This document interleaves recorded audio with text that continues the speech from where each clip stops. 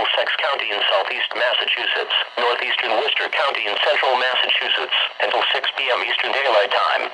At 5:09 p.m. Eastern Daylight Time, Doppler radar indicated a severe thunderstorm capable of producing damaging winds in excess of 60 miles per hour and possibly quarter-sized hail. This storm was located near Harvard, 8 miles east of Leominster, and was moving east at 35 miles per hour. Locations impacted include Somerville, Waltham, Lincoln, Medford, Arlington, Reuben, Carlisle, Bedford, Lexington, Belmont, Reading, Burlington, Wilmington, Winchester, Bolton, Hudson, Maynard, Stowe, Clinton, and Billerica. Severe thunderstorms produce damaging winds and large hail. Go inside to an interior room on the lowest floor of your home or business. If driving, be prepared for low visibility, and do not drive through flooded roads.